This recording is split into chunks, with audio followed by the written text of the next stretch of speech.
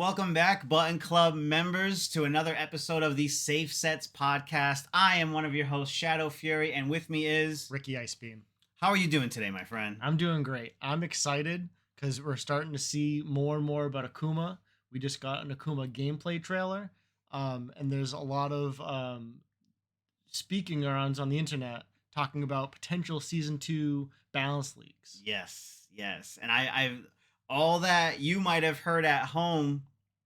From what I hear, is a very small percentage of all that might be to come for season 2 so far. Yeah, and that's how I take it too. Like I take it all with a grain of salt. It could be totally bogus. It could be not the right build that might be released with Akuma. Mm-hmm. But I'm also anticipating there being more changes than what people are finding on their own. Yeah, and then the practicality of them too. Some things sound bad on paper, and then when you see it actually happen, you go, "Oh, that actually feels like it works this way." So how excited are you for Akuma? I'm pretty excited.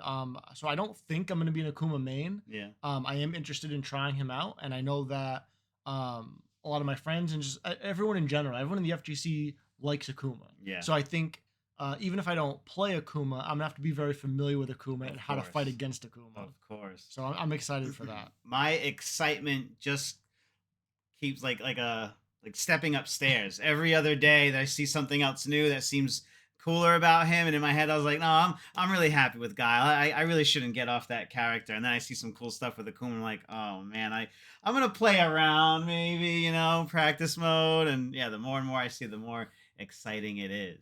So. It's interesting, like from my point of view too, because like you played a lot of Ken in season 1. And so if Akuma is similar to Ken in any way, I feel like you already have a leg up on some of the competition. I'm sure a lot of people who will end up maining Akuma played Ken in season 1, and so they also have that leg up. Yeah. But for someone like me, like I didn't play Ken at all. I don't even know what his inputs are. And so to go into Akuma kind of cold. It'd be a different story, right? Yeah, we'll see how it goes. But if he's as strong as he looks, I don't think I'll have much of an issue. Oh, man, he looks strong. He looks good. If you guys haven't had a chance to check out our reaction video to Akuma's gameplay trailer, that is available on the channel. Myself and Steamy Squid take a look at the trailer and break down a little bit of it as much as we could from what we could see. So definitely go back and check that out. So this got released today. So I would like to watch it with you, see what you notice, what we both notice back and forth. We'll pause and talk about the little things that we see. Yep.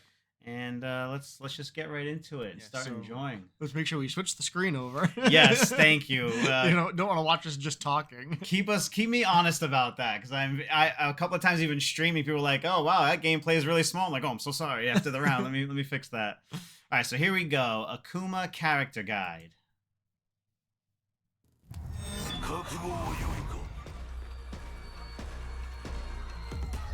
Low vitality makes the character. Yep. Yeah, so this is interesting, and I think we'll talk about it in a moment. But his regular fireballs, you can do the input and tap release the punch button that you choose. It does just a regular fireball. He has the option of pressing and holding the fireball. So I think it's going to be kind of like Luke's Knuckles, except I don't believe that there's like a perfect version. It's just no charge or full charge. Yep.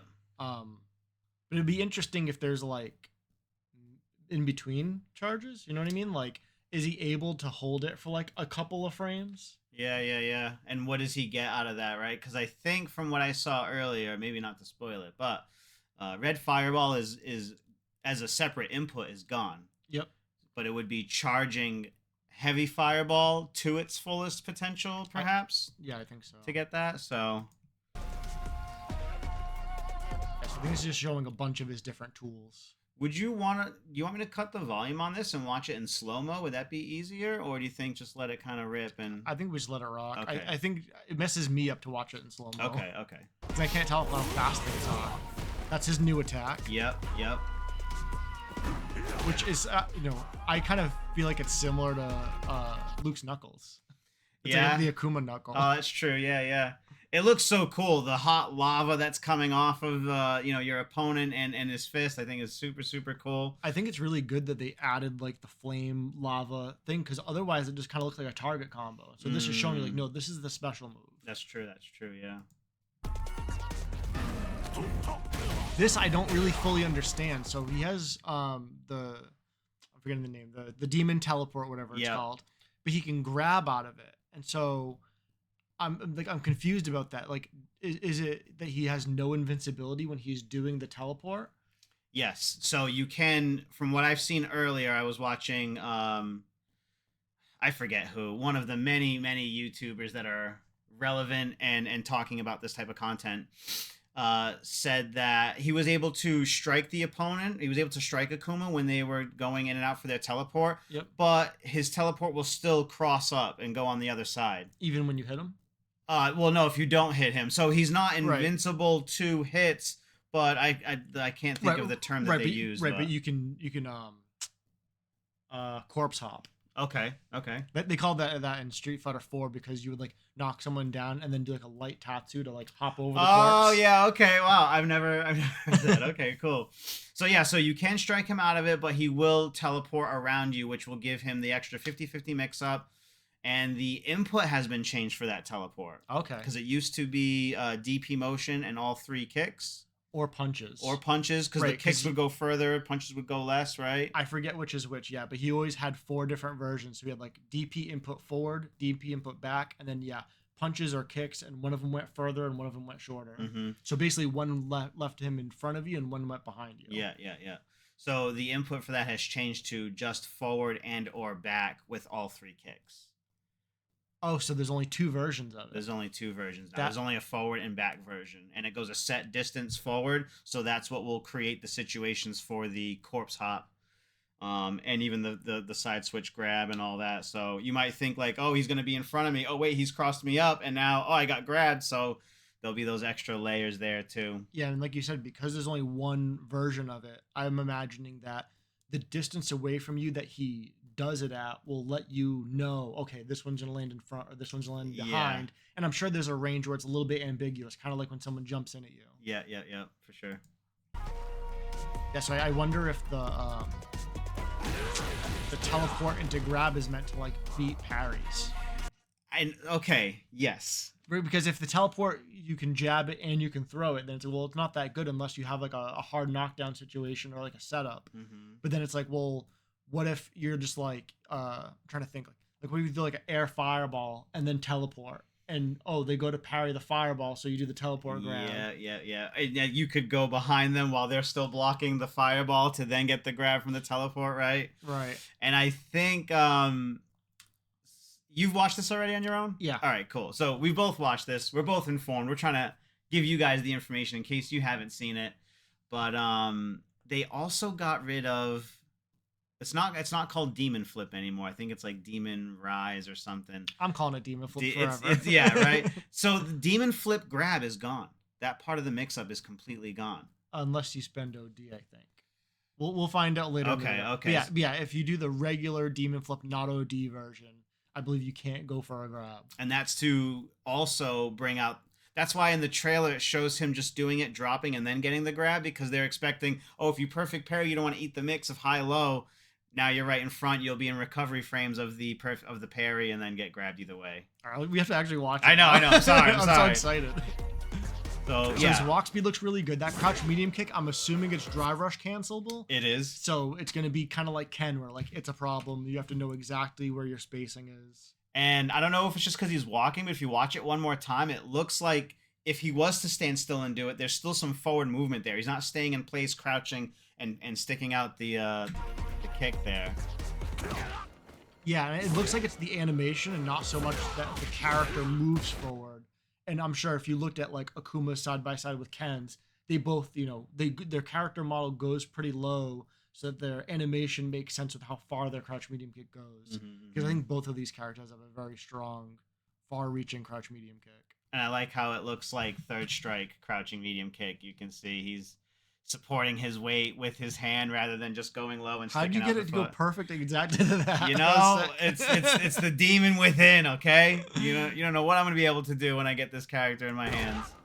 But yeah, like when he put his hand down, it looked like he moved forward and then he moves back where he was. Yeah. So I don't think it's a situation where he will always move forward. He just... Okay. Yeah, I think he goes forward, then comes back, and I think they do that so the animation makes sense. But it's not one of those things where like you could from half screen away like press crouch medium kick 3 times and like inch your way forward. I understand. I don't think it works like that. And Target combo, I assume. yeah, a lot of target combos actually. That's just a standing roundhouse. Yeah, 2 hits. Which is interesting. I'm wondering if Drive Impact just beats standing roundhouse. Because it's only 2 hits, so it absorbs both hits. Oh, yeah. But I don't know if it's special cancelable, super cancelable, or if he just straight up has time to DI back afterwards. Mm. So these are the different fireballs. Yeah, and only his grounded fireball can be charged. Yep, and then he only has air fireball from forward jump, unless I think you can neutral jump and then OD fireball. Yep. Which I was trying to understand from the trailer because I didn't spend a lot of time watching it over and over. Does that mean from forward jump? And I think this is true. I think from forward jump you can't OD fireball. Yeah, no. And from neutral jump you can't regular fireball. Okay, that's the balance that they've put in Right, place there. So I think it's forward jump, non-OD fireball only, and then neutral jump OD fireball only. And I don't think he can back jump fireball at all. Yeah, no. And then with how the system mechanics in this game work, if you were to be in the corner doing your combo and you neutral jump OD fireball, that could go right into your level 1. Yep. Right? Because it's OD moves, right, for level 1 and 2? I think it's character specific. I wouldn't Really? I mean, I would assume so. Okay. I just kind of want to see that red fireball. Yeah, because it looked like he fully charged fireball and it became red. And what I just don't know is is that only the heavy one, or is it every version? Like, can you do a light red fireball, medium red fireball, and heavy red fireball? I also saw a thing that neutral jump OD fireball is 3 hits, so it will break. Yeah, drive impact armor and stuff. Which is interesting that it does that, but I feel like we're not going to see that happen very often. No. I think most likely it's going to be like Akuma has you in the corner, he has you burned out, and then instead of just going for a DI to cash out on the stun, he's going to do a couple normals to like make you block it and push himself out, and then he's going to neutral jump OD fireball, like, oh, now you have to block this. Okay, yeah, nice. And then DI. Yeah. Fire a key blast directly forward, useful for attacking opponents at range. Yep. Hold down the attack button to amplify the projectile's power. Okay, so... Yes, that makes it sound like when you full charge the fireball, it becomes the red fireball. Yeah. And that kind of makes sense because, like, I think the light fireball, when it turns red, would have 2 hits. Well, actually, no, it might still... We'll find out. We'll find out.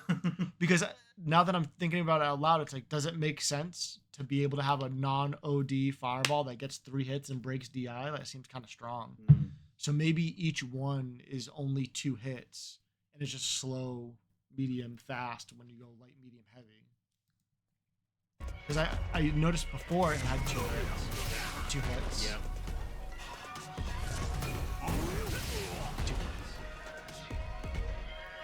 I think they all have 2 hits.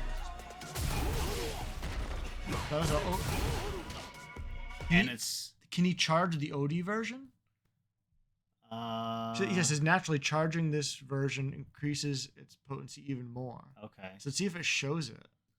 Let it play or go back? Let's let it play. I don't think it showed it. Yeah. I think it was just showing that it's plus on block. Let me just go back to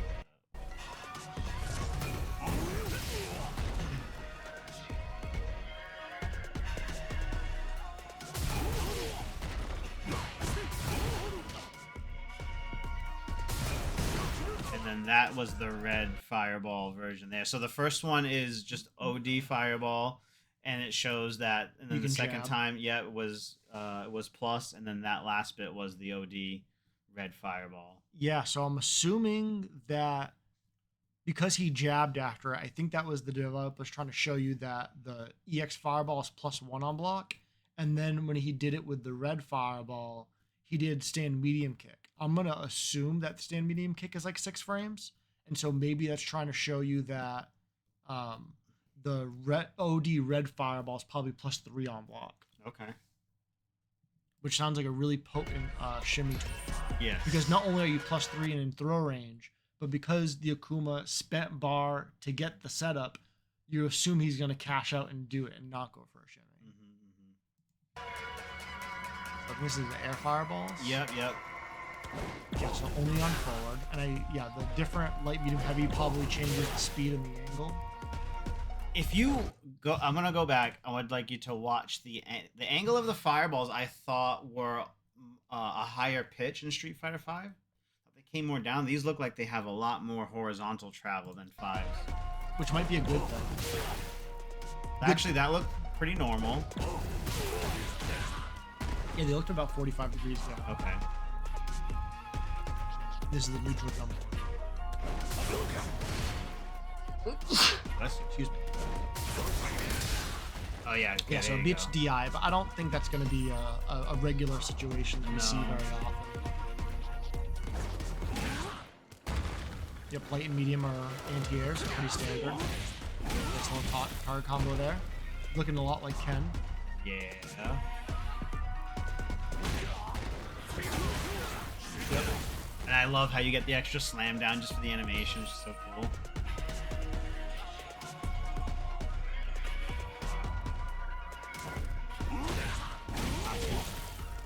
Yep, so only the light version will allow you to do that. Yep, medium, probably for setup.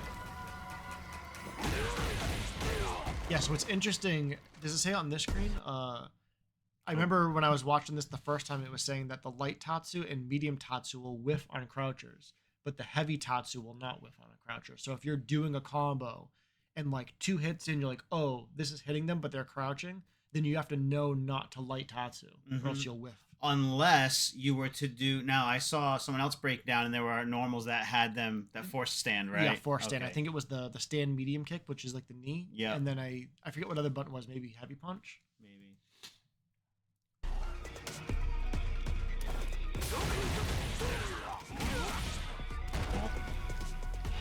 It'll be interesting to note that, like, if you get in your... Yeah, so the OD whiffs on crouchers. It'll be interesting to note, like, if you get in your opponent's face and do, like, crouch light kick, crouch light punch, and it's hitting, like let's say by the time you hit the light punch, you're like, oh, this is a combo. You then have to realize, like, are they standing or crouching? Because I can't just go to light Tatsu, and I can't combo into those normals that we talked about that cause the stand. And so it'll be interesting to find out, can you crouch light kick, crouch light punch, heavy Tatsu as like a 3-hit combo on a crouching opponent? Or do you have to realize they're crouching and go like straight into a DP? Yeah. Or spend meter. Yeah, drive. Right? Like, crouch light kick, crouch light punch, drive rush, crouch light punch to stand medium kick. Yep. Yeah, maybe. Yeah, so that causes stand. Yeah, so it was stand medium kick or crouch heavy punch. Which is... Yeah, a pop-up. And I hear that doesn't have like the same hit properties as it did in 5. So that's just his crouching heavy punch. It's not like it's not a unique attack at all, obviously, because it's just crouching. It's still 2 hits, I think it looked like. I think you can still cancel off the first hit. Let's go. I didn't see it as 2 hits. It seemed like kind of like Luke's crouch heavy punch, or just like. To go back. Sorry. So show the stand medium, right? And then show the crouch punch right after. Crouch heavy punch. Oh, okay. Yeah, so I think it's just 1 hit. Okay. And I don't think it shows it here, but I don't think it's going to have anti-air properties the way that Akuma's back heavy punch had in 5. No, so I think that is now designated towards back heavy kick, which looks like the V skill pop up. Oh, the V skill kick. So that he can still anti-air with that, demon flip shenanigans and all that. Nice.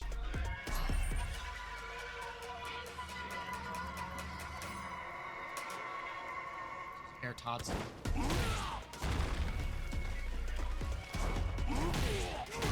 He still got the sweep after that cross, which I thought was cool. Yeah.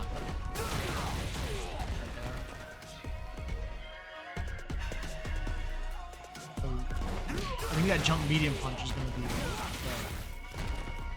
I kind of want to see that one more time. Okay. So it kind of works like a lot of other jump medium punches. It's more straight ahead as an air-to-air clash than it is anything else. Right, and you can, cancel it in the air. Mm-hmm. Yeah, this is that new move. Which I'm not sure about the input for, but we do have that to show you guys later. Yeah. I wonder if it's just backwards fireball. which might be why part of the reason why there's no input for red fireball by itself. They're like, oh, let's replace red fireball with this thing. And red fireball is just a charged up fireball. Because for that, you're getting a whole new move. He doesn't sacrifice red fireball. He still has it. He just has to do it in a very different way, which I think just changes him enough to feel refreshing and to see, if you're looking into the lore, what that's done for him, I think, right? Yeah, and it kind of makes sense too, because like if you think about the difference between a regular fireball and a red fireball, it's like, well, the red fireball is clearly better, but it has more startup. It's like, well, he's still doing that. He's just manually holding it instead of doing a separate input. Instead of doing a half circle back input, which already takes the time it takes, then the startup animation for frames to build that. Now he's able to, I guess technically you're saving yourself at least 3 inputs to get it done, right? And then now you just have to hold the button, and I think that's going to really help him out in the fireball war, because already from 5 and not having full screen projectiles and then even having that back in 6, I think that's also another big deal. Yeah, and it's a point to not gloss over. Like, there are players who have a much easier time doing quarter circles and a much harder time doing half circles. And so, like, this is kind of a step in the direction of, like, modern controls. Like, let's make it easier for the player without taking away, your manual control of the character. Like, you still have full control over everything. It's just now you don't, like, let's say you're a player who doesn't like doing 360 inputs. It's like, well, you're not going to play Zangief because he has 360 inputs. So it's like, okay, well, what if you're a player who really can't stand half circle inputs? It's like, well, it used to be that Akuma had half circle inputs, and now he doesn't. So this opens him up to a whole new group of players that would have avoided Akuma because they hate those half circle inputs. That's true. Do you have a hard time with half circles on Leverless, or is that no problem for you? It's no problem. Yeah, same.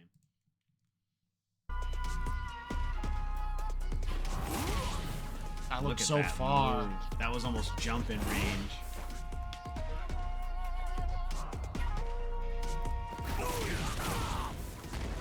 The heavy version is always safe, right? Will not leave you open to retaliation when blocked. If the first blow lands true, then unleash the second attack. Oh, but abandon ambitions of pressing the attack if it is blocked. Right, so I think the first hit is safe. It's kind of like a Rekka, where the first hit is safe and the second hit is punishable. So you have to actually confirm. I like that. And I'm imagining that the second one being punishable, I'm assuming it's at least -6. Okay. And so most characters would get like a medium button. Punish. Like, yeah, like a punish counter medium button, which is a good thing. I think it's perfectly balanced, right in the middle, right? You're not eating a heavy. It doesn't feel like, oh, all I got was a light on him, even though he's taking a lot of extra damage because his health is lower. I think medium is right in the pocket. Right, and then when he does the first hit that is safe, I'm assuming it's negative but safe. Yeah.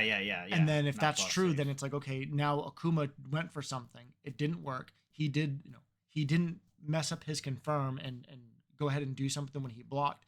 And now Akuma's playing rock, paper, scissors, where it's like, do I take the throw? Do I parry? Do I ODDP in your face?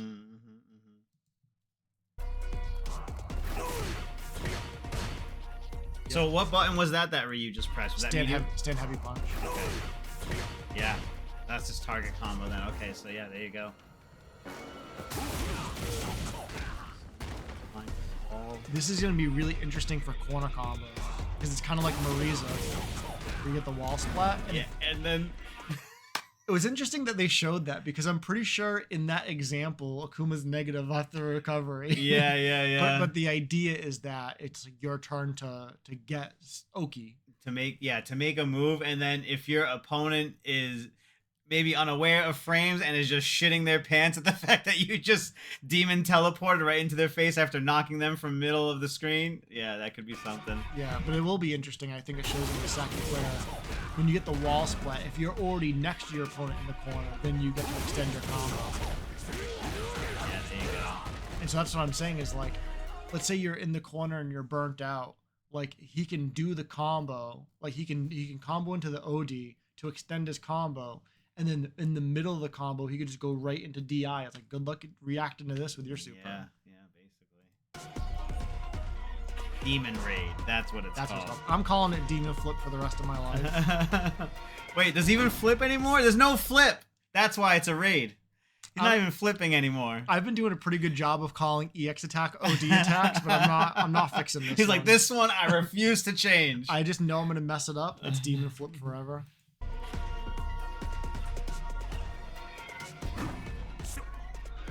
So this is really interesting. We'll go on in a second about the different options that he has.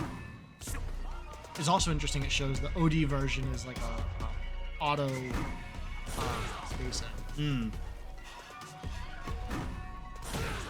Yep.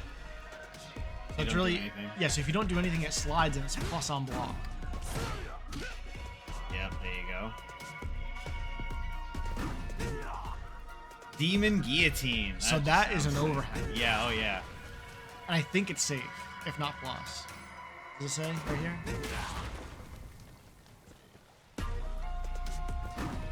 Oh yes, right. And allows you to move first in the cases where it's blocked. So it's a plus on block overhead attack. So the overhead's plus and the low's plus. But so either way, he's getting it for free, and you're eating a mix-up as soon as he does. Yeah, and we'll find out when he releases, but I'm imagining there's a pretty easy way to fuzzy that, meaning if the overhead is faster and then the slide is slower, you can like block high, then block low, and so you don't actually have to react. That's true, because if you... I'll go back a little bit just so we can see how high he ends up doing the overhead. Yeah.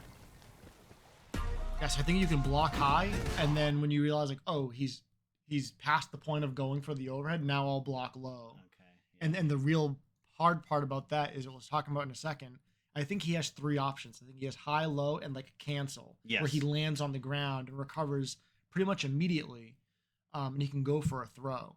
And so I think this is going to be similar to how we deal with safe jump setups now, where it's like, yeah, if they go for a safe jump, you can perfect parry it. But the person doing the safe jump kind of wants you to go for the perfect parry so they can mix you up with a punish counter throw. And so I think this is a situation where, like, if you see him go for the demon flip and you just, hold parry, that's Akuma's opportunity to cancel and go for the punish counter throw. 100%. Or if you're in the corner, to cancel and go for a DI, hoping that you release the parry and get crushed right into the corner. Okay, yeah.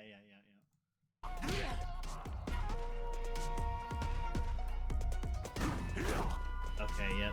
Kick.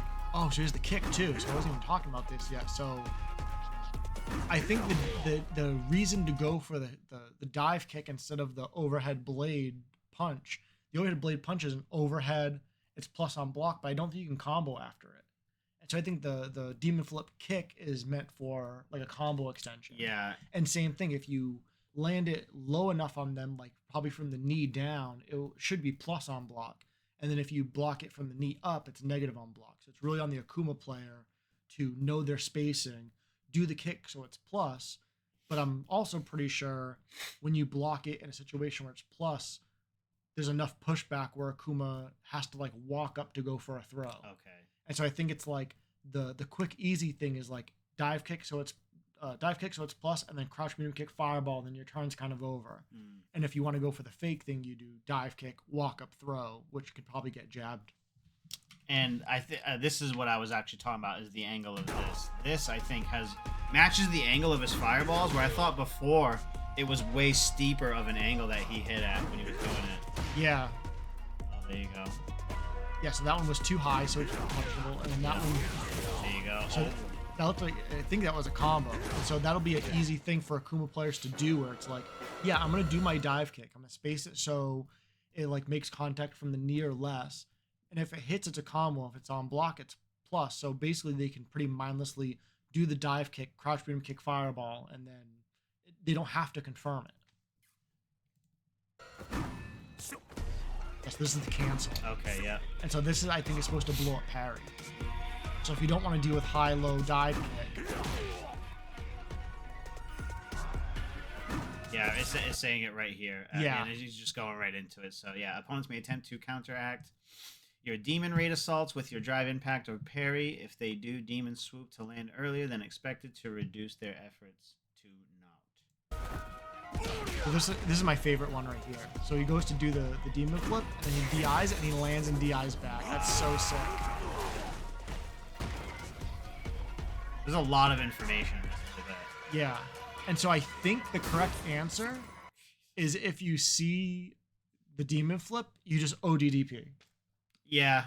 And Yeah. then the downside of that is like if Akuma's not doing the OD version, then he's spending no bar, and you have to spend 2 bar to get him off. Exactly. I was like, yeah, that is an answer to not eat the mix-up, but how many times can you answer that question the same way and then be like, well, I'm burnt out, now I gotta eat this? Well, I guess technically also you could probably do a non-ODDP and still get the same result. Yeah, if your anti-airs are on point, I see that you could probably get that going. But and especially if you have a DP that goes pretty far horizontally, like Cammy's, then she'll probably have no issue where, like, I imagine if Akuma's going for the demon flip and then going for a dive kick at like max range, she'll hit you in the toe. It's like I'm imagining certain characters light DP might whiff in that situation. Okay. Another thing I was thinking of is we know that he has high damage. We assume he has high damage, right? Well, I actually got to see some combos done by Maximilian and other people, and the damage did look really, really good. But it's equal to him against himself, right? Yeah. I'm wondering to see if his strength also shows in the drive meter, right? Like every hit, then you're blocking, and it's kind of eating away your drive meter even quicker because he's so strong, or if that's not really a thing and it's really just focused on actual health and damage. Yeah, we'll find out. But I'm assuming the amount of chip damage he does to your drive meter should be pretty consistent with other characters. Yeah. Because being able to chip away the drive meter is such a powerful tool. It is. I feel like some characters are better at it just by design. Like Dalsum, for example, is really good at chipping away your drive meter. But for individual hits to like do more or less drive meter damage, I think would be very unbalanced.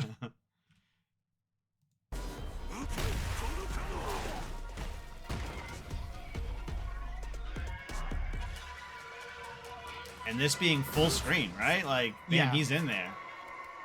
And he's definitely going over every other fireball.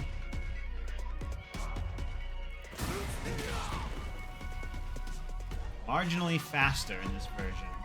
And he gets 2 more attack options. I think when he does OD, he can fireball. Okay. And that looked like 3 hits. Okay, yep. So that beats drive impact.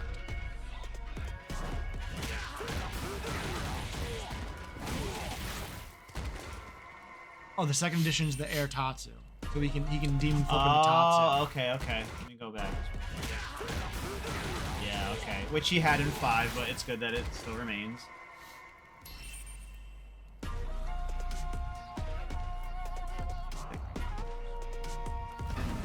Yeah, so this is the teleport. Yep. So the back one, pretty stubby, but the forward one goes a lot further. Yeah, and that's good because you don't want him to be able to run away. And then right here, yeah, you can pass through opponents while in transit with this technique.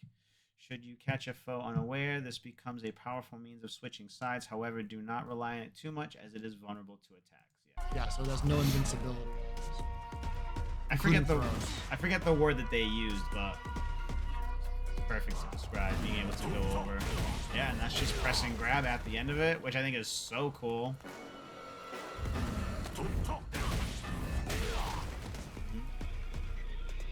What's really interesting about that too is like, let's say you get knocked down and then you see him go for the teleport and you're like, okay, I think he's gonna grab. Let me hold up.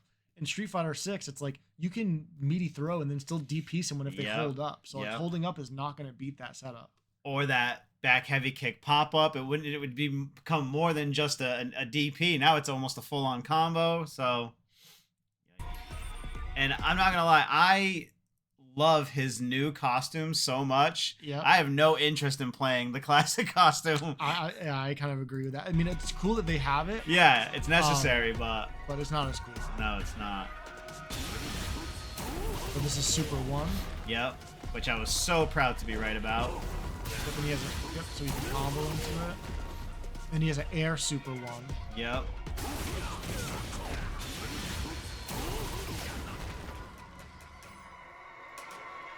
I think they even show a situation where he does the air one into the ground one. Yeah. Just so cool. There you go. Does not remember. So level 1 is invulnerable too then? Yeah.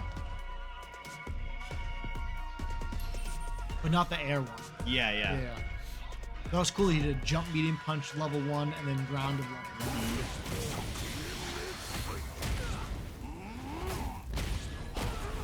This is level 2? Yeah. And was it you that was telling me that this has to do with why Evil Ryu has the like crater in his chest?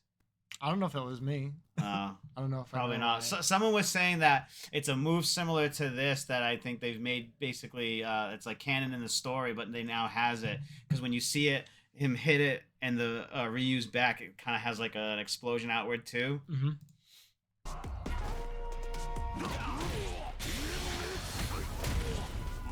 That's really interesting. Yeah. So you can light. Oh, wait, what? Why? Hold on, I'm upset. Yeah. I was just about to say it's sick that you can do like combo into light Tatsu directly to level 2 because I'm like that's a pretty easy thing for players to learn. But then it like corner smashes you and then you can continue the combo. So I imagine he's gonna end that with level 1. This is level 2. Yep. So this must do like no damage. Oh, it must scale a lot by the after the yeah. Yeah, so if you have your level 3, you could do that and then into level 1. Yep, full on invulnerability too.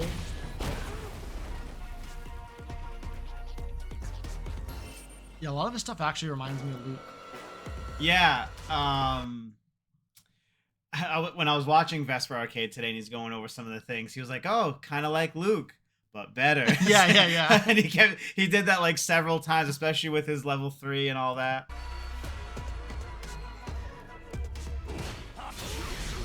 Yes. This is the regular level. Yeah.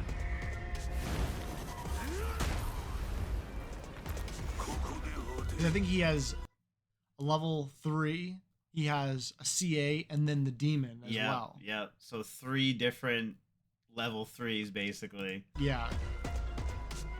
And then here's the other one. Yeah, so this is the critical art. Yep. Which is not the demon. And then the demon you can only do when you have critical art available. So sick. It reminds me of like the Street Fighter 4 Ultras. Oh yeah. Especially like it looks a lot like Evil Ryu's Ultra 2. When I showed that to Alicia today, because I was telling her about it, and I'd seen the animation for the first time today, and she was just like, "Wow, that looks so powerful."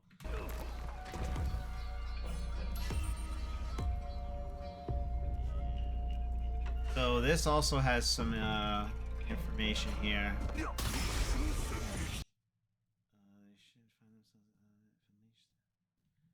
Yeah, it's a command grab. Yeah, okay.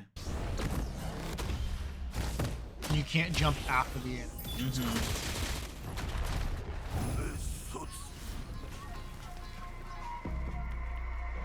And he'll do it again. Oh, okay, you can combo into it. Okay, yeah.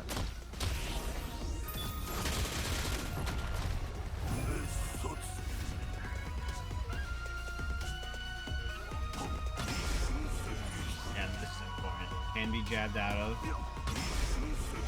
Yeah. But it's projectile invulnerable. Yeah, so you can demon through a fire. Yeah. Which I assume that also means like a level 1 fireball. Oh, yeah, okay. Especially in this particular matchup right here.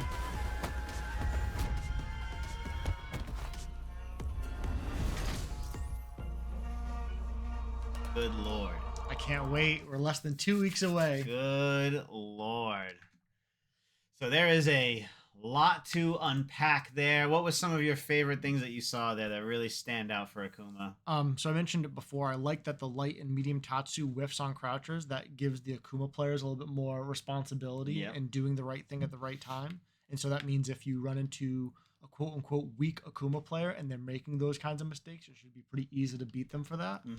Same thing where you have to confirm the special move into the second hit, where the first one's safe, but the second one, if you follow up on block, then it's punishable. Yeah. So I like that. I like that the first hit that you have to confirm off of is not plus. Trying to think. So I like that he can't air fireball, or like he can't demon flip fireball unless he spends OD. Yeah.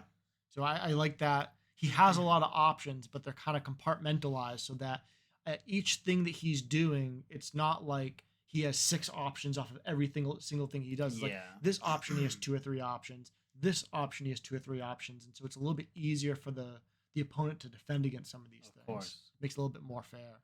in a game that already has such a high mental stack and so many things to Yes. remember and react to. And now watching this, I mean, of course, it is too early. He hasn't been in our hands yet, but how strong does he look to you just by watching this? I mean, to say relative to other characters, he looks about as strong as Luke, Wow. right? And so I think the big difference between him and Luke is going to be, I think their damage output is going to be similar in like their corner carry, like it's all very strong and oppressive. I think the difference is going to be Akuma has lower health than Luke, and Akuma has more options than Luke, like Yeah. more different attacks. Where, don't get me wrong, Luke's very strong, but in most situations he's just very like white bread. Like he has like two options in every situation. That's true. Each option's strong, but Yeah. yeah, he can't mix you up the way Akuma's gonna mix you up. I don't think. Lots of things to throw at the opponent. Anything else you want to say about that? No, I'm just super excited. I'm super excited. You know, like I said in the beginning, my enthusiasm for him is growing and growing more so by the day. It went to basically be like, yeah, he's coming. It's cool. I'll dabble too. Yeah, I kind of want to sink my teeth into this character at least a little bit. I also have a move list here that I will share with you guys just so we can talk about some of that. So, unique moves. Skull Splitter, that's the overhead, which is standard. He's always had that forward medium punch. Yep, there's overhead, and so I imagine it's similar to other characters' overheads in this game, where it's -3 on block, +1 on drive rush. And then this Reso Snap Kick, which is the... Yeah, so I'm gonna call this the Kage stand medium kick. So it's where his foot goes straight out, or similar to Evil Ryu's in Street Fighter 4. Yep. And so that's a forward medium kick input, which I think is a good thing for him to have, because his neutral or back stand medium kick is the knee like he had in Street Fighter 5. And so now it's like you can't just walk up and stand medium kick. You have to like walk up, let go forward for a moment, and then stand medium kick if you're trying to hit him with that knee or whiff punish. And then these are his other target combos: 2 medium punches, medium to heavy kick, bone crusher, axe kick. So okay, that's the... Yep, and then this Kikoku combination: forward heavy punch, and then the kick. Okay, so that was shown earlier on in the trailer. Yeah, so that looks really cool. And then blade kick. Okay, that's just dive kick. Yeah, that's his dive kick. Which I don't know if they covered it in that video, but so he can demon flip into dive kick, but you can also just regular jump dive kick. Yep. And then this is all more or less what we expected. Fireball's the same, Shoryu, Tatsu, and all that.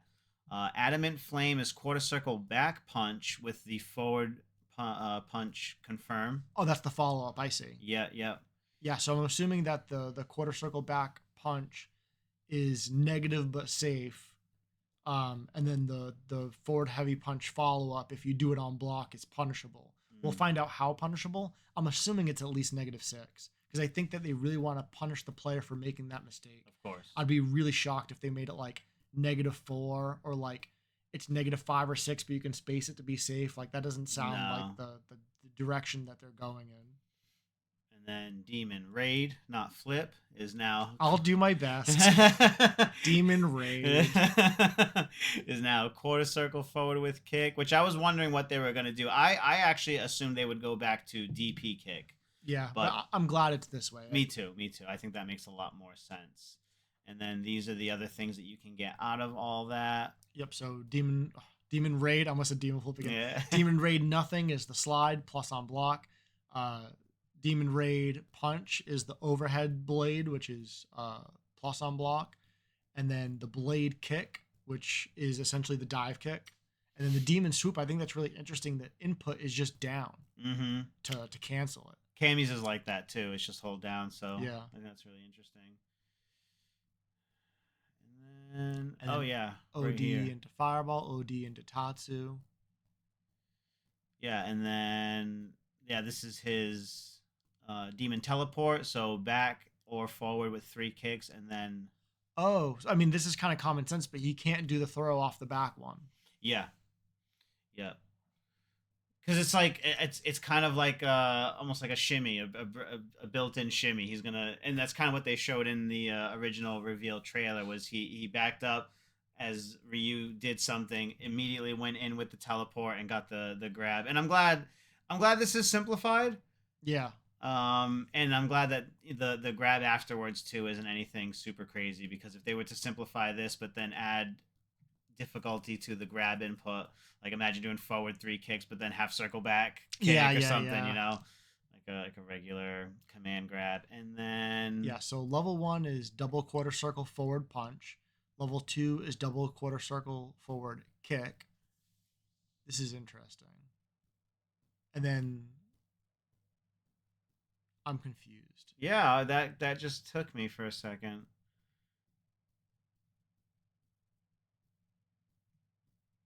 Wait, so Empyrean's... Hold on, do you want me to go back? Oh, I figured it out. Okay. The Tenma Gozanku, is that the air fireball? Wait, that doesn't make sense. Hold on. Do you want me to go back? Yeah, let's go back. I'm confused. It would probably be towards the end, right? When he did the 3 supers? I just want to scrub through it real quick just to make sure.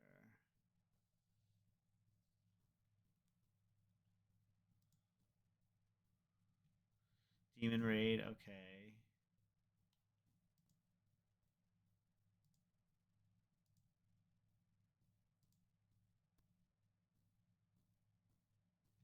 Ashras. So I think that's Okay, the so not teleport. yet. Okay. So yeah, you were right. Way more towards the end. So this is level 1.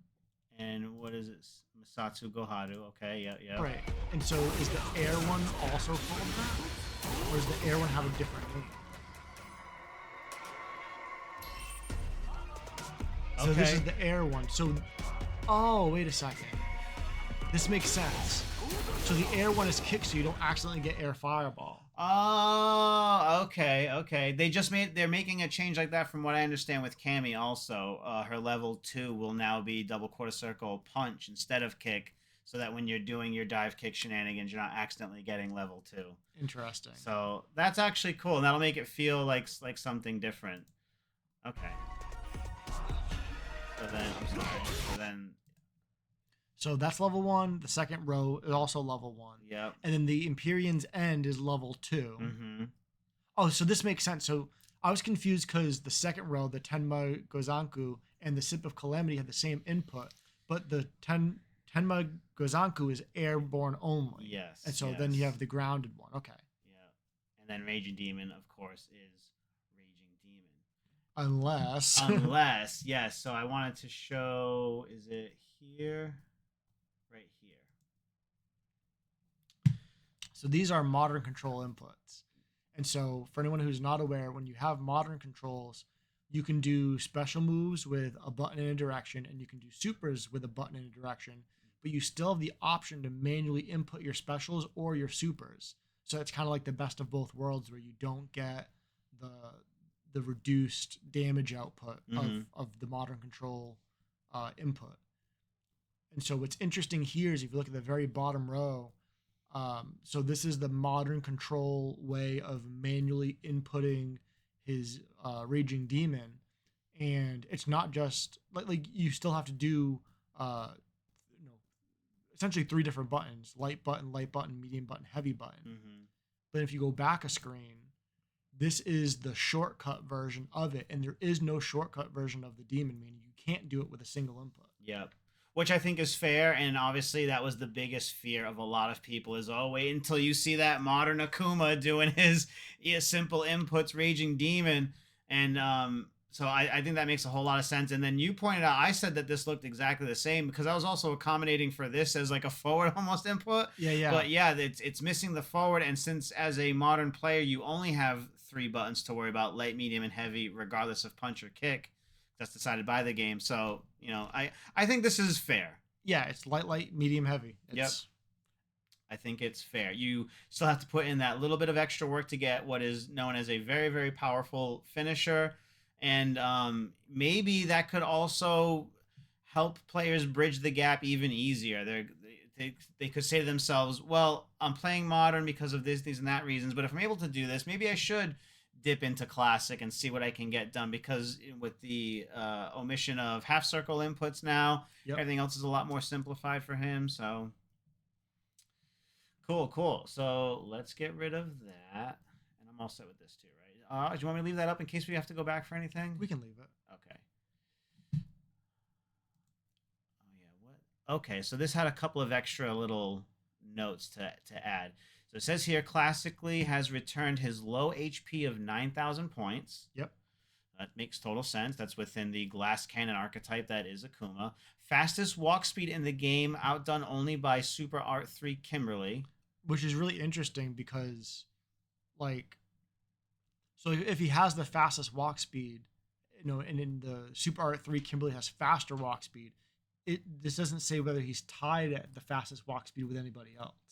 Oh, that's true. That's true. Just flat out has the fastest walk speed, right? Which, I mean, maybe he does. Just literally has the fastest, unless you're Super Art 3 Kimberly, and then it's Super Art 3 Kimberly #1, Akuma #2, everybody else somewhere below that.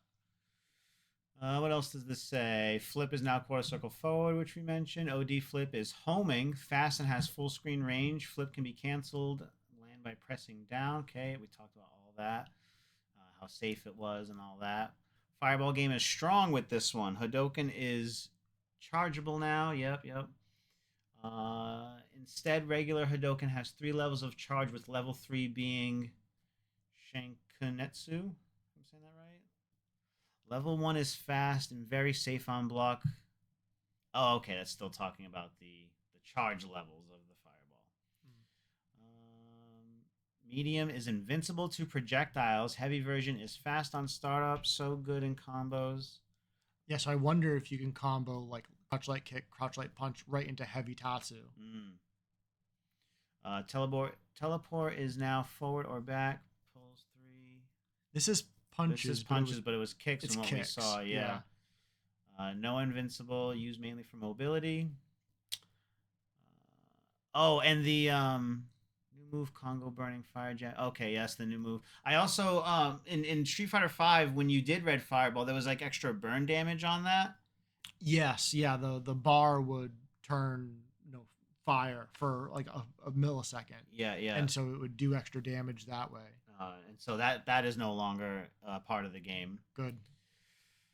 Quarter circle back plus punch. Oh, okay, that's the new move there. Super R1 is invincible on startups. Good wake up reversal choice during burnout. Akuma's forward heavy punch is busted. It is very long reach with forward movement built in. Good hit confirmed. Can be connected into target combo. Yeah, that's the interesting thing. Like, so if you forward heavy punch and it hits, and you're good enough to confirm into another forward heavy punch, into heavy kick, and then into a special move, like that seems really, really strong. I believe it's also safe on hit and cancelable, but this article doesn't confirm, deny. Standing heavy punch is pretty good with decent reach. Good hit confirmed. Yep. Both his level 2 Hadoken and his medium Tatsu, as well as his air fireballs, are homing. And homing flip. Oh, I'm sorry. And homing flip give him supreme edge in fireball game. Light Tatsu into crouching heavy kick is safe jump setup. Oh my god, we're learning so much. Medium punch target combo can be canceled to light Hadoken and is safe on block. Both medium punches are cancelable. Wow, so that's going to just keep the block strings, keep them guessing, right? Yeah, and also that means you could, someone could whiff. You could medium punch into level 3. Like a very easy confirm. Yeah. 2 overheads. One is his target combo, medium kick into heavy kick. The second one is his old command. Yep. Drive rush into standing heavy kick is the preferred move, it seems, as it connects into various powerful combos. Well, I don't know about that, because I think drive rush into heavy kick is going to be really slow and easy to react to. I think maybe at a low level that's true, but at the medium and upper levels, it's probably going to be like drive rush jab. And then build into that, right? Like, that's not how you'll start it, but F-Champ was saying that because target combos alter the what's the word I'm looking for? Scaling. Target combos have a lot more scaling to it. So to start your combo with that, because would that be considered a target combo because it's 2 hits? I don't think so. I would assume a target combo would just be like the medium to medium rather than like. Okay, because Yeah. that's the only thing I was wondering, and that's basically what he said, that like we shouldn't be starting his combos with that because he feels like it might act like a target combo and would add to the scaling. But Yeah, I think you'd only drive rush into stand heavy kick as like a whiff punish. So like if they do, a super from half screen by accident and you're too far away to get like a jump in, you might drive rush into stand heavy kick. But and there was something else being said that it is 2 hits, so that like if you crouch block the first hit and you remain that state, with the second one will whiff or something, and then if you're able to block high the original, you won't have time to crouch the second one to punish or something like that. yeah, that would make sense if like if you stand block the first one, if there's enough blocks done where it's a true block string, then you wouldn't be able to parry the second hit or do it, or mass shoot super or anything. And so that would make sense. But if it whiffs on crouchers, then I'd be curious to find out like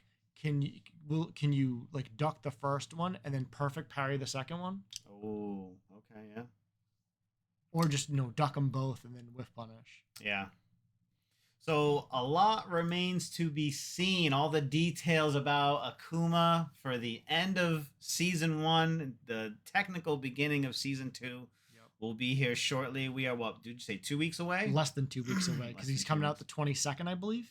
Okay. Today's the 10th. This episode will probably be released on the 13th. So we're right there. So that gives me just that amount of time to fulfill a goal of mine of hitting master rank with Guile. Okay, you haven't done that yet? No, I honestly, playing ranked in my spare time, my enjoyment of that has changed. And I find that I enjoy streaming ranked so much more. Yeah, and I'm just surprised to hear it because like you played Ken for a long time and you got to master rank with Ken, and I feel like your Guile's stronger than your Ken. I agree. So it's like master rank should be no problem. Yeah, and I when I got to master rank with Ken, I did that by myself. That was just like me and sometimes Kevin. But since I wanted to start streaming a whole lot more to have content for the channel, this will be the first time that you guys at home can share with me in an accomplishment of bringing my day 1 character since Street Fighter 6 came out, Guile, into master rank. And I think even the last time I streamed, I was at the like halfway point maybe in Diamond 3 and was able to get into Diamond 4, and now I'm halfway into Diamond 5. So. Right, and for context, when the game first came out, if you did really good on your placement matches, the highest the game would place you is Diamond 1. Yeah. And now they've changed that, so now if you do well on your placement matches, they'll bring you right to Diamond 5. Yeah.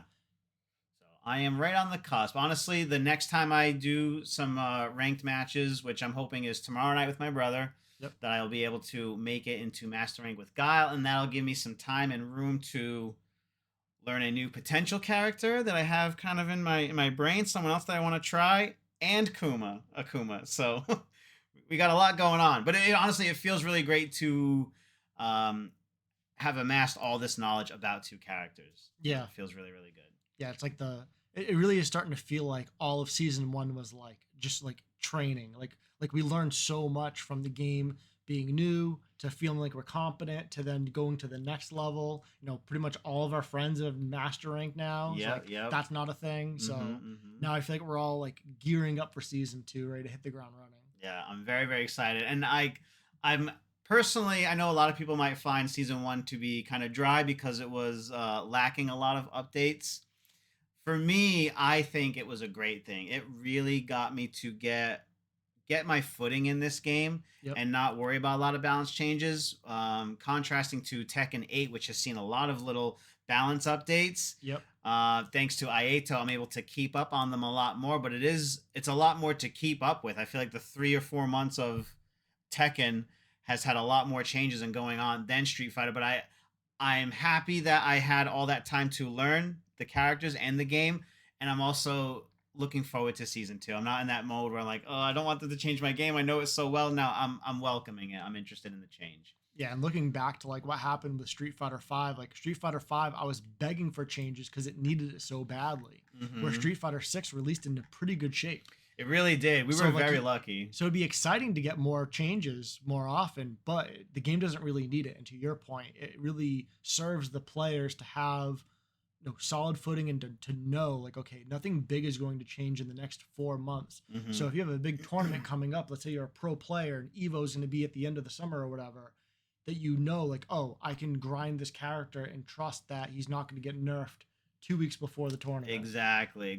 Because I personally don't like all that mix, mash, and changing. For me, it is just a lot to keep up with. So I'm really glad I got to learn Street Fighter 6, minor changes here and there that were easy to work into.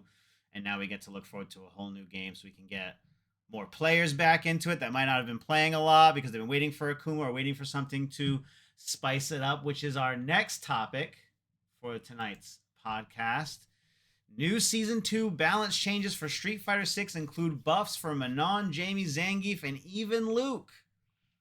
Yes. Yes. I got my... we're going to switch the screens for a second. I got my Lucas Sullivan shirt on. What? Oh, Yeah. We're ready for Season 2, baby. Oh, man. I was really hoping, man. Luke's getting buffed. It would be... Who'd have thunk it? It would be sick if you actually were switching to Akuma, and then if they had nerfed Luke and you were like, oh, Luke, and then you just rip it and underneath it's an Akuma shirt or something. Like, for the record, if and when they do nerf Luke into the ground, I'm still going to play Luke. Because I feel like when you have a character like Luke or like Guile that's like pretty simple, pretty like a competent character, that when they nerf those characters, they're really nerfing the players who are abusing their overpowered tools. Yeah. And so it's like you can nerf the character, but you can't nerf the player. And that's true. And that's why even I know some people are groveling right now because of that last statement, Luke getting some buffs. I just want them to basically, like you said, get rid of the things that don't seem right or that are being abused, that might be a little too strong. And if they have to compensate in fixing other things that are less used, I'm okay with that too. One of the things I heard was the DDT now will do more damage, but you're spending extra bar for that. Yeah. And we'll talk about it when we get to it. But I think it's an unnecessary change. He probably doesn't need it. But in the context of all of his tools, it was an unused tool. Exactly. And so it's like, do you nerf everything else to make this relatively stronger? Or do you just buff the thing that doesn't really need a buff? Or do you leave it alone and just no one uses the DDT? Because at what level are people using that move? What do you mean? At what level of a player are you that you are spending that extra resource to get the DDT damage on a more consistent basis rather than, I know if I do this, I can catch the round? So I think the issue is the number of bars it costs. So if anyone doesn't know, the DDT is a OD follow-up to Luke's OD Knuckle. So the OD Knuckle costs 2 bars and the DDT costs an additional bar. So you're spending 3 bars, but it's essentially not possible to do more damage with the DDT compared to a drive rush. Yeah, that's true. And on top of that, you need at least like 2.1 bars to do the OD Knuckle into DDT. You can drive rush for 0.1 bars if that's all you have left. So same idea, like if Luke has like 3.1 bars and he's trying to meter dump and end the round, he's just going to do drive rush into drive rush. I understand. You know what I mean? Because if you have, let's say, 3.1 bars and you drive rush and then you go into OD Knuckle, you're burnt out. You can't DDT anyways. So I think they were trying to give people a reason to choose to do it. And or I feel that, and obviously it would be smart of Capcom to do this, that they have to look at their general mass of players. They can't focus too much on the professional circuit because you'll start losing sales and the DLC from the people that are, maybe silver to platinum, let's say, right? Yep. That's why I asked. I feel like that is a move that you would probably see most likely in silver or gold. They're going to spend that. They think it's cool to do so. And You're helping out those players a little bit rather than all we're doing is looking at what Punk's doing and what Men is doing. And that's going to dictate our balance change. I think it has to come for the majority. Yeah, and so I take back one of my statements. The reason to go for DDT is because it's an easy round ender. So if you're worried about dropping your combo or that, let's say you're a lower level player, so you don't have your drive rush combos on lock. It's like, well, you don't have to do a drive rush combo. You can just OD Knuckle into DDT, and it does a really good chunk of damage. And so in that case, yeah, there were uses for it. But at the higher level where, if you're in the lab and you're figuring out, like how much damage does things do, like how much corner carry do I get, how much Oki do I get, you pretty quickly realize like, oh, the OD knuckle into DDT is pretty useless. Yeah, yeah. So I think that's where their focal point is. So you might be saying, oh my god, why is Luke getting buffs? But I think it's buffs in a very specific way to help a specific type of player. Right, it's to round out his kit. So instead of him using his strongest tools only, and so he might have 8 or 9 tools and he's only using the top 3 of those, it's like they're buffing his lesser used tools so that it gets more usage. 100%. So let's go through what it says here. Now, there's been a lot of stuff. A lot this of is things. all alleged. Yes. So I don't know. I don't know exactly who has their hands on these.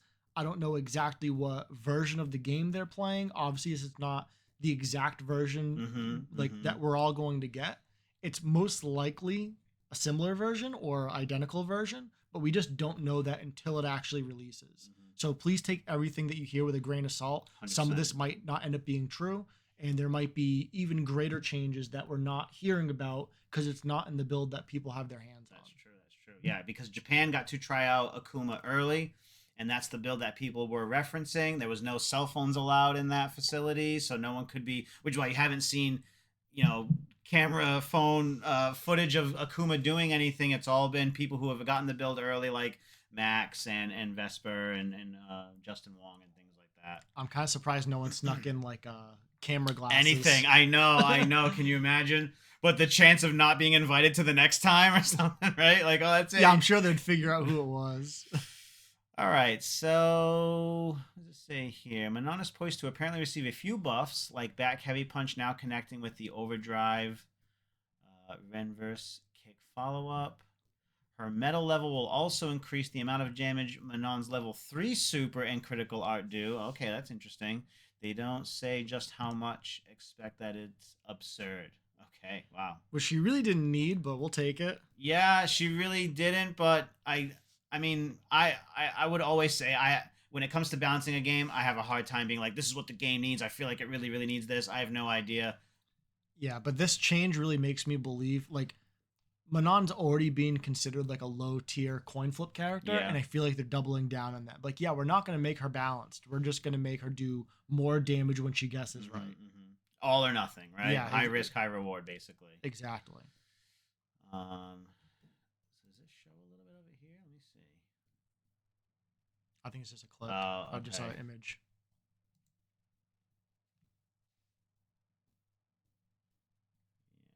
Yeah. Okay. All right. Never mind. Let's go back. Let's just go here. And this was okay. That was the. Yeah. So this isn't a video, but it's just an image, and you can see. Is that? Oh yeah. So this is assuming that she didn't yet. So she has full drive gauge, 5 medals. So you would have to assume that she's only done her level 3 here, correct? Yes. And that's all the damage it's doing, which is probably around the 5,500 range. But that's on Akuma. Oh, okay, true. Okay. So Akuma has 9,000 health. Yep. It looks like he's hurt a little bit, maybe beforehand. Yeah, because maybe like a jab. Yeah.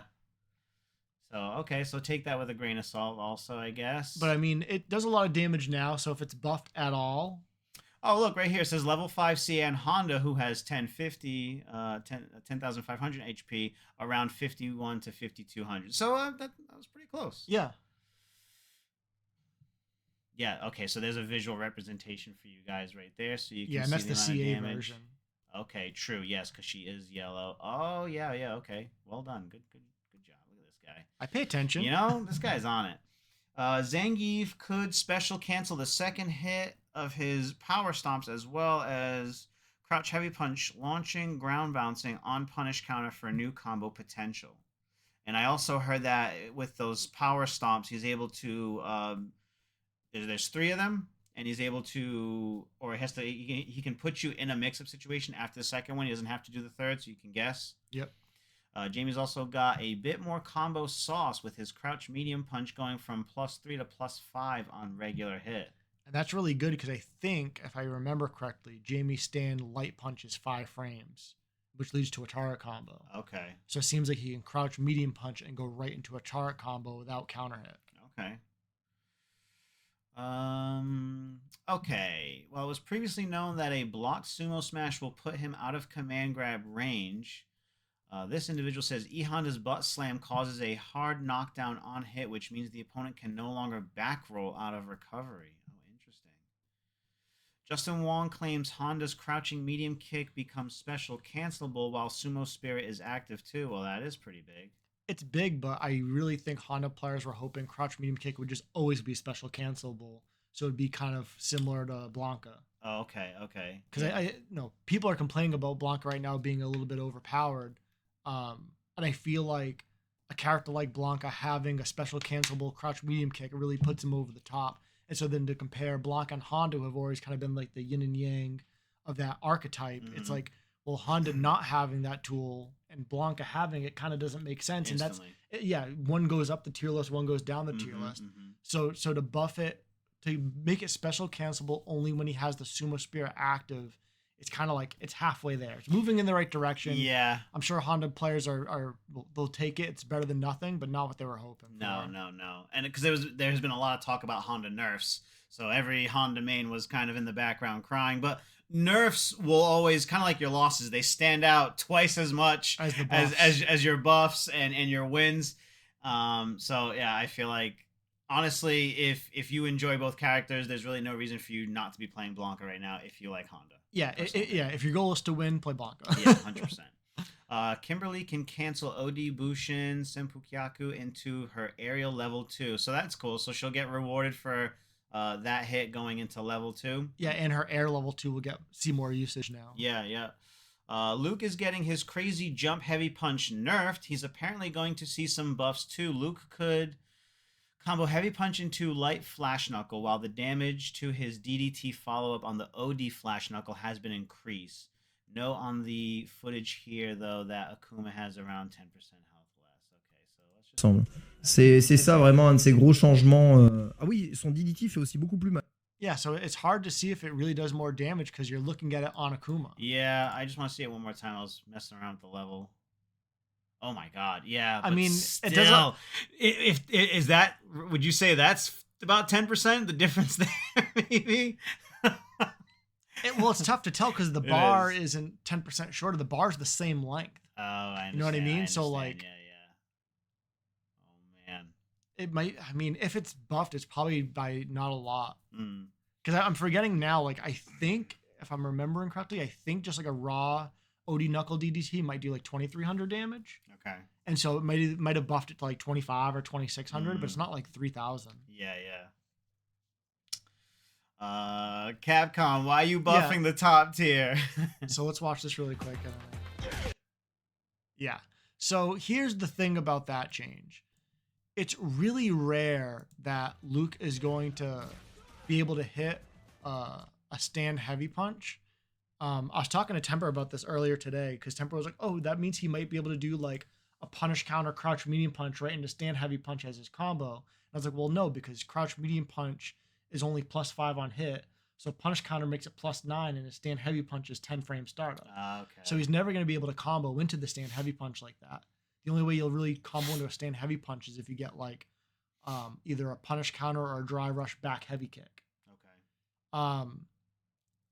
And so like doing stand heavy punch into a perfect charge light knuckle is almost never going to happen. What I suspect this change is really about is Luke's going to be able to do a punish counter standing heavy punch into a perfect medium knuckle, which is a huge buff.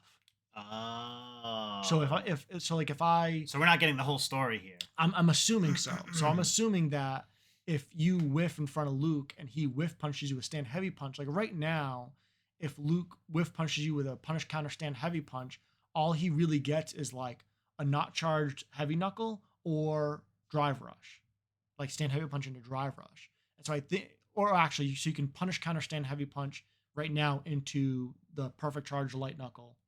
So he has that as well. But it seems like they're buffing his whiff punish tool. Okay. Which he needed that. He didn't. He No, didn't need didn't. that at all. No. I'm being sarcastic. Yeah, yeah. There's no flipping way he needed that. No. But I'm assuming that that's what the buff is intended, and so it's like by giving him punish counter standing heavy punch into perfect medium knuckle, then because of the way his frame data is already set out, it just so happens that he can combo stand heavy punch without counter hit, without punish counter into the charge light knuckle. The other thing I'm hoping this means, so right now, Luke's standing heavy punch is -1 on hit. And so I'm hoping that what the change they made to make this all work is I'm hoping they changed it from -1 on hit to +1 on hit. That way, the stand heavy punch on punish counters +5. That would mean, in my mind, you could do a point blank punish counter, stand heavy punch, and combo into standing light kick. Okay. So really would change all of his or some of his combo paths and what he gets out of that. Yep. Interesting. So the crouch heavy punch nerf, we can watch it, but I don't think this video kind of does it justice. So this is showing that his ability to anti-air with crouch heavy punch is going to be nerfed, which is a good change. I think this should happen definitely. But in the video, it kind of shows like the Luke player. It's hard to tell if he's just mistiming it because he's hitting it like last second, and then like there it trades, and then on one of these he actually gets it. And, like that looks kind of normal, like you're supposed to press it early. So if it's nerfed, it's not heavily nerfed. I've been saying that the change that the crouch heavy punch needs is they need to change it from a 7-frame startup to a 9-frame startup. Because the punish counter crouch medium punch is +9 on hit anyway, so you still get to combo into crouch heavy punch, and the extra 2 frames will make it harder to anti-air with. All right, yeah, because right there, like you said, that's not extremely convincing with what's going on. Right, because the jump-ins where it lost, it looked like he pressed it extremely late, which doesn't even work now. And then he pressed it like at a medium timing and it traded, and he pressed it early and it worked. So even though it probably is nerfed, the video doesn't, do it justice. Yeah, it doesn't do a great job of showing you. Yeah, because that looks like he pressed it like it. You have to DP from that timing. It's like last second. Yeah. And even there, it traded, and that didn't look that late. No. This is gonna be like just copium for certain people right here. Yeah. Oh, we nerfed it. Okay, stop complaining. Which I think this is a good nerf because, like, even as a Luke main, like, there's times where I anti-air with a crouch heavy punch, and I'm like kicking myself. I'm like, I could have just DP'd there. I shouldn't be leaning on this tool that's overly accessible. And so again, I was saying like Luke needs some nerfs, and it's gonna nerf the players that are relying on the things that he shouldn't have. So like if there's a Luke player who's mostly anti-airing with crouch heavy punch and they're not very good at anti-airing with DP, this change is nerfing that player, but it's not gonna bother the Luke players that can actually anti-air the way the character's supposed to be anti-airing. I don't think Luke's meant to be anything short of top 5, top 10 at probably his worst, right? I think Luke is intended to be strong. I think Capcom wants him to be strong so that a lot of players will gravitate towards him because that's who's going to be carrying the franchise further after this title. So it's like you can't have a weak protagonist at this point. You really can't. Yeah, I think the 3 things in my mind that kind of make Luke unique is I think they want his game plan to be very simple to understand and to do. They want him to be strong, so like simple and strong, kind of like Guile. But then the third piece of it is the perfect knuckles. I think they want there to be a differentiation between, like a Diamond Luke and a Master Luke, where it's like, yeah, the Master Luke is hitting the perfect knuckles every time. They're doing the correct combo routes and all that.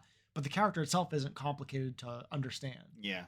And in contrast, Akuma, I think, is a much more complicated character. He's going to have a lot more tools, a lot more to think about, a lot more opportunities to mess up.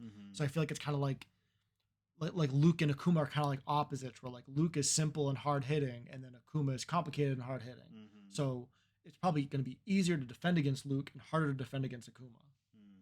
Because of all the guessing you'll have to do with all of his different options. Right, where Luke is just very basic Street Fighter, strike throw mix-ups. And that's where it comes down to the player, like you were saying, right? Yeah. It comes down to like, because the character is so simple, like, yes, he's strong, yes, he has great damage output and corner carry and all the things that you want from a strong character, but he's incredibly simple. So Mhm. if what you're doing is not working, there's nothing else that the character can do. You have to look inward at that point. Exactly. You Yeah, have to level up as a player to get stronger with Luke. Mhm. You can't just lean on him to do it for you. Aki is said to receive some good buffs as well with her Light Serpent Lash. Puts the opponent in a stun state on punish counter so she can combo into level 3 from Cruel Fate. Sajam also showed that her Light Snake Step moves backwards along with the aforementioned changes. Changes. One change is a change you guys already know about, and one change is new. So the first one is this whip, this one. This, that she can drive rush and combo off this with stuff, right? You guys know about this. This is reported in the other build. On punish counter now, she can combo off this when she didn't used to get this, right? She got nothing So she for can that. drive rush and do stuff off of it. So she can do things like that, right? That's what she. This is what she gets off of it. The other change that she has, and this is a specific change. It's a weird sounding change, basically. But she can cancel this move into level 3. Oh, This move okay. combos That's a good directly into level change. 3. That is a good change. Now you may be wondering, like, what is the purpose of being able to cancel this into level 3? Because you can combo off this move, right? Huh. I kind of wish that would have kept going. Well, either way, I think he's gonna say you can combo off this move, but I think there's a lot of situations where you can probably just do that and like, oh, the level 3 is gonna kill. I don't need to extend my combo. Yeah. Keep it simpler. Roofelmonger just put out a new video going over the many changes plus a few more, like Manon being able to combo light kick after crouch medium kick as a counter hit. Shows that headbutt ends much faster now if an opponent jumps over it. Okay, I did want to talk about this. And his target combo can also cancel into Sumo Spirit. So I saw this, and I saw video footage of it. Let me just, before I go too far, okay, that might be in here, but I just want to talk about it real quick. Yeah, because I think I heard about this as well.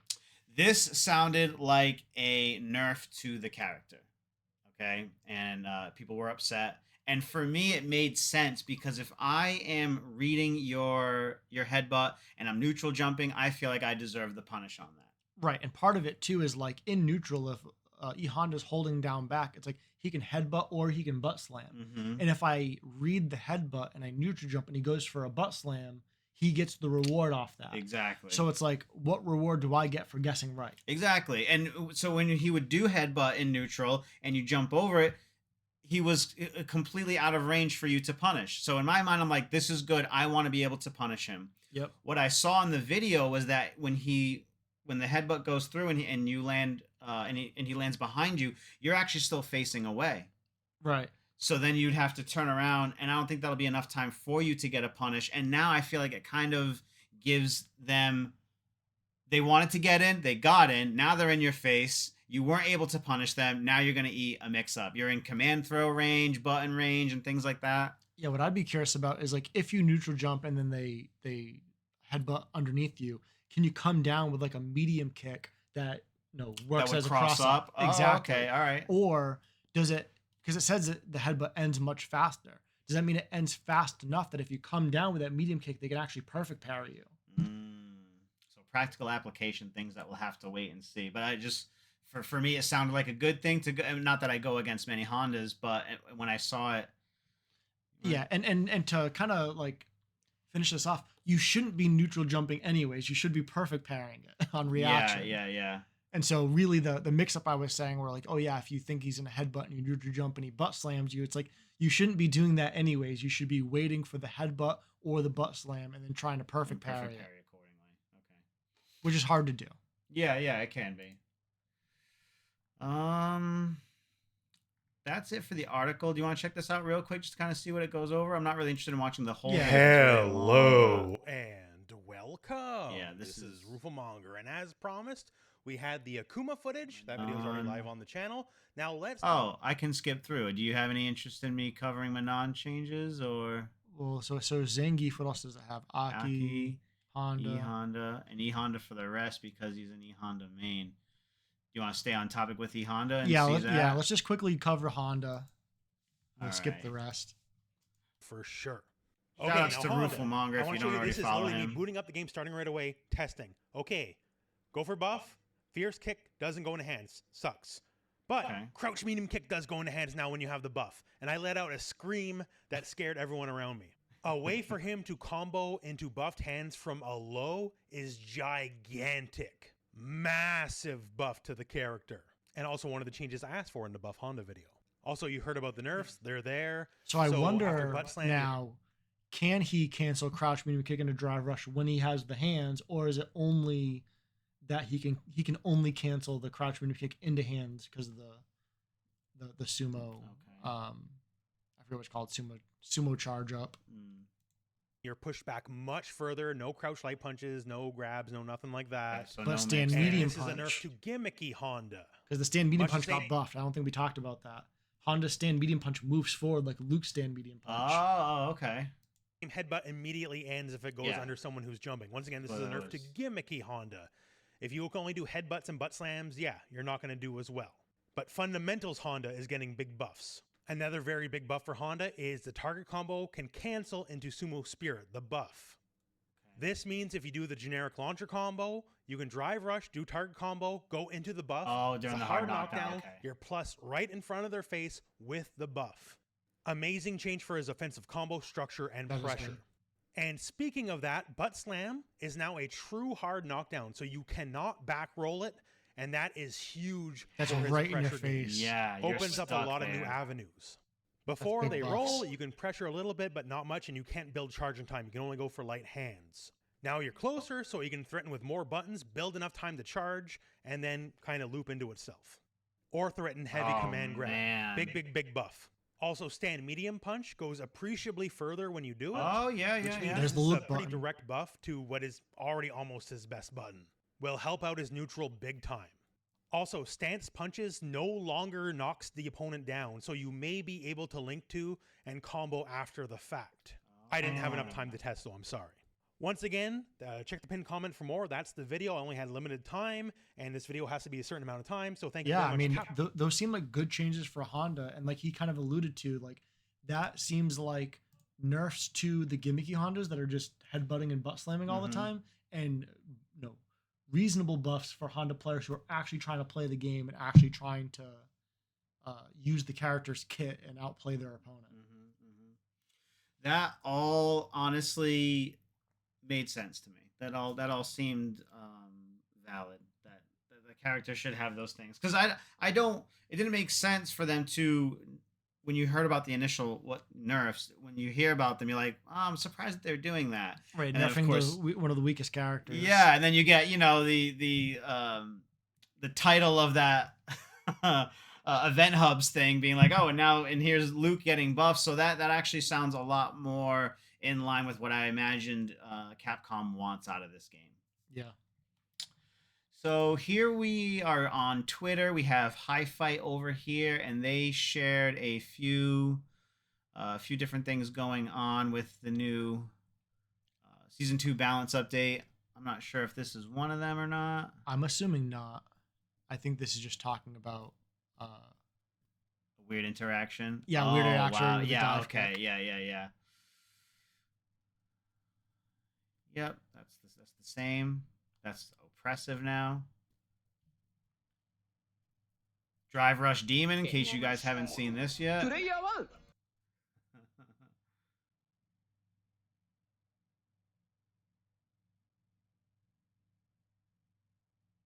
that seems so fast. Horrifying. You have to be so on it. You got to know that they want to do it, because once that flash happens, And what's you're stuck in it. And what's worse is like you kind of have to hold up, right? Yeah, But kind of. But if they drive rush and you hold up and they don't go for a demon, it's pretty easy for them to like drive rush, jab, and then Of combo course. after it. Yeah.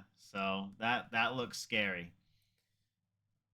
Oh, and he lost his ways of doing Kara overhead into demon and stuff like that. And I think a Good. lot of the shortcuts are gone with that. So we'll take that away, because we can't take this away. He has Right. to have this, right? The other thing I was thinking about is in Street Fighter V, because his standing heavy kick was one hit.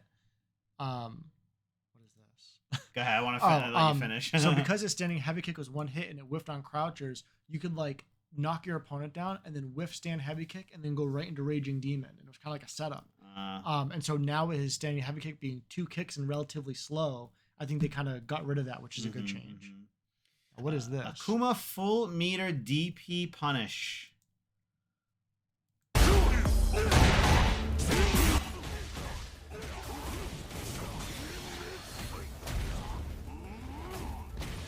I think he could have done more. Wait, I lied. He is doing more. Yeah, he's doing a lot more. Yeah. Because I was gonna say he combos into the OD knuckle, and I Yeah. think in the corner that wall splats, but he cancels it into level 2, which also wall splats. Yeah.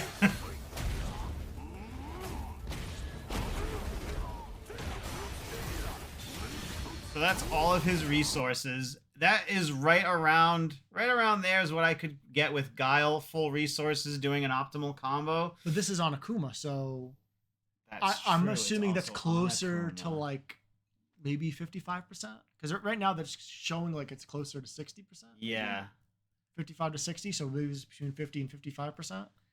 that's true. I didn't think of that. And this is what someone figured out just for fun. I'm sure the combo path can and will change to make it more optimal and how they decide to go in and out of all that. Yeah. Zangief, second hit of Stomp is special cancelable into OD Lariat, into, okay, Super Art level 3, 2 HP, ground bounce on punish combo, can combo into 6 HK. Okay. And that's good because people were complaining that Geef's crouching heavy punch was pretty much a useless button. I never see it. You never see it. I'm pretty sure it whiffs on crouchers, and then it doesn't. You don't use it to anti-air because you use Lariat. So. Exactly. Yep. This we already talked about. The CA difference with many metals. Wake up drive reversal in action. Oh, so this is a big change to the whole game, right? Yeah. So, if I understand this correctly, so it's -6 on block, and it's showing Luke there getting a punish counter crouch medium punch, not getting the crouch heavy punch because that one's at least 4 now with 7 frames. But what's interesting about this is every character has this. And so I believe it's strike and throw invincible on frame 1. Yes. Which begs the question, why would you ever wake up ODDP? Exactly. And I think that's... So what's your intention with that? What do you think their intention is with that? I don't know. But the only thing that I could think of that the ODDP does that this doesn't is beat neutral jump. That's which they showed. Yeah. Okay. Yeah. So like if you put your opponent in the corner and you're threatening button and throw and you're like, oh, I think they're going to delay tech because the situation's so good for me. So I'm going to neutral jump. And if they delay tech, I'll come down and hit him with a button. And so if you neutral jump and they drive reversal, you should be able to come down and get your punish counter. Yeah. I think this is interesting. Obviously, we don't know how this is exactly going to work because we haven't played it yet. But I kind of felt like this needed some sort of a change. The way this move worked from the start of the game felt almost useless, and the juice was not worth the squeeze at all. You're gonna spend 2 bars anyway. Okay, I got blocked. I ate a fat combo as a retaliation for that, so that really sucked. So when do I use this? And being able to pick the spots as when to use it just kind of felt very, very difficult, especially for this past year. So I think this being -6 is not a monumentous change, just change enough, because I don't want it to be like, oh, it was this and now it's completely this. This is a step in the right direction, and I want to see where this takes this move from now on and to see where they adjust from there. Yeah, and I think the change from 8 frames to 6 frames is really to take away like for example, Luke doesn't have a good 8-frame button that reaches and will do anything meaningful. Okay. And so for Luke, it's all the same if it's -6 or -8. But I'm sure there's other characters that have like a stand heavy punch that's 8 frames and leads to a bunch of combos. So it's like, oh, like drive reversal is weaker to that character than it is to Luke because Luke doesn't have a good 8-frame button. So I think by making it -6, I think they've kind of normalized it across the board because pretty much everyone has a good 6-frame medium button. Yeah, I agree.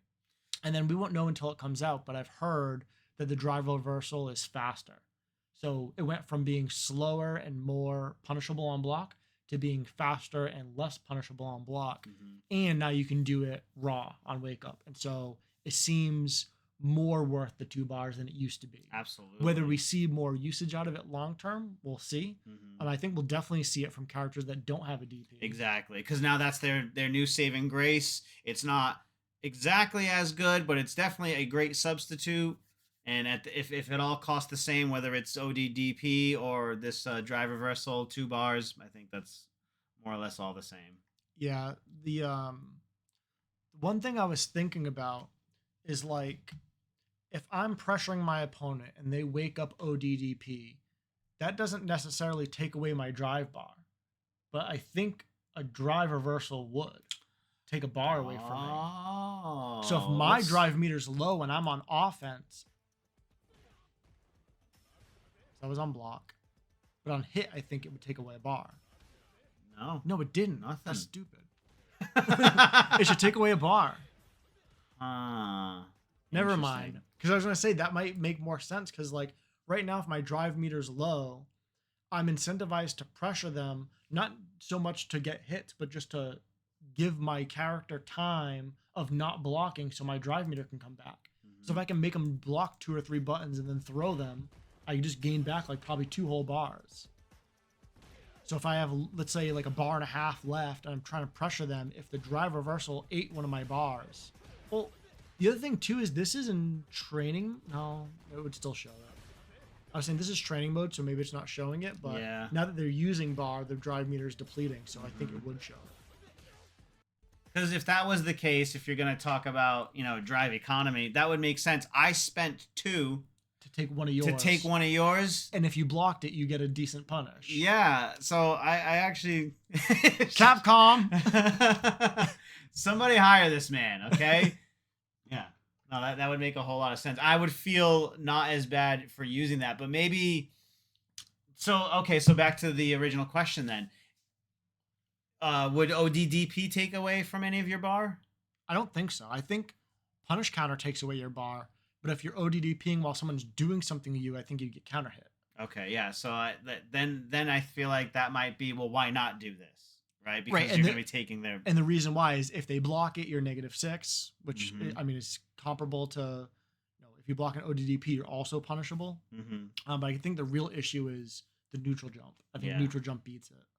Yeah, and then ODDP is going to catch you not just the medium, because it's not going to be -6, you're going to be minus however many, and then you're definitely going to eat a much bigger combo, so... Yeah, and I was hoping, what I am hoping is that by giving every character this drive reversal as like a wake-up option, that we are going to have enough defensive options where it's kind of going to be like Street Fighter 4, where like in Street Fighter 4, a lot of the time you just give up on meeting someone because you didn't want them to backdash and then punish you. Or back then you could DP without meter. Oh, yeah. And you could DP and then FADC to make it safe. Mm-hmm. And so there were so many defensive options in Street Fighter 4. A lot of times it was like, let me knock you down and then go back to neutral. Or let me knock you down, go just outside your throw range. So now it's not a strike throw mix-up, so you're less likely to DP me. And then I'll just do like crouch mini kick fireball and just give you a little bit of chip damage. Like a very safe option. I'm wondering if that's kind of what the direction this game is going in, where like if you have enough defensive options, you could deter the aggressor from taking their turn, which would also kind of be a buff to the characters like Jamie who have to give up their turn to drink. Well, it's like if people are giving up their turn anyways because it's risky to go on offense, then staying back and taking a drink is kind of like a win-win. What about throw loops also? This kind of giving someone else another option with the throw loop situation? Yeah, I think especially characters that don't have an ODDP, like, if you're throw looping Zangief in the corner, that's really hard for Zangief to deal with. Like, he has to basically backdash, because again, in this game, if I'm throw looping Geef and he neutral jumps, I can go for my throw loop and still DP him. So it's like there's no reprieve. And so, yeah, without getting rid of throw loops, I feel like this drive reversal being an invincible reversal that every character has is a good change. Let me see if there's anything else on here, and then if not, we can go to the other. Yeah, I think that's mostly just tournament footage stuff. Yeah. This is already May 8th, only 2 days ago. Okay, but I think this is just covering other matches. So The other person that we found on Twitter that was showing a lot of cool stuff was your boy right here. Oh my god, I went so far. My apologies. Down the rabbit hole. Good lord. This is Behount versus Festival. All right, so this was a cool one to show off. I know. So Spark is going to beat Wake Up OD Amnesia on JP. I think that's pretty cool. So someone's got a good answer to that. I don't know how this matchup, looks on paper or whatever, but I'm wondering if this is working because it's a projectile, and I'm wondering if it's just going to be not working against projectiles. Oh, interesting. Is it still considered a projectile because he's creating it, or is it only a projectile once he sends it? I don't know. I'm assuming they're both Yeah. projectiles, but I don't really know. And also, that says amnesia, not OD amnesia, which is the real issue. But I watched it, and it did spend the meter. Okay, so it's just a Yeah. poor title. I just let me make sure we're not blaring here. Yeah, I had to watch the meter here. Spends it. Yeah. So, which is good. And then we have this over here. Screen. Just want to start this over. Oh yeah, so that's his buff, medium kick into hands and all that. Okay. Yeah, and we haven't seen anyone show crouch medium kick into drive rush. I'm assuming he doesn't have that, even with the sumo spirit power up. Okay, that's true. That's true. That'd be a weird thing, and then you'd have to. What you would do is get the sumo spirit, and then you'd never go for hands, so you never spend the spirit, so you could just drive rush forever. Yeah. That's a good way to cap it, I guess, right? Yeah. This is hilarious. This is the same okay, video we yeah, watched, the crouching heavy punch. Actually, I'm not quite sure what else is here beyond that. I just know That might be it. I think it's all stuff we've seen. Yep, saw that. Capcom, why you buffing the top tier? We talked about that earlier. That was in one of the other videos there. And then yeah, right here. This is a better look at it, I think. Yep. Yeah. Rufamonger talked all about that, but it's really just this initial part right here. Yeah, he lands backwards, still has to turn around in order to start playing the game. That's the whole video there, really. Yeah, so it seems like it's not rewarding the player that's neutral jumping; it's punishing the player that's neutral jumping. Yeah, and to go back to your argument, like you said, you shouldn't be neutral jumping it at all because it loses to the other options. So you really should just perfect parry, try and work on that. But it's going to take at least the degenerate gameplay out of some of the Honda players. I'm looking at you, Bobby.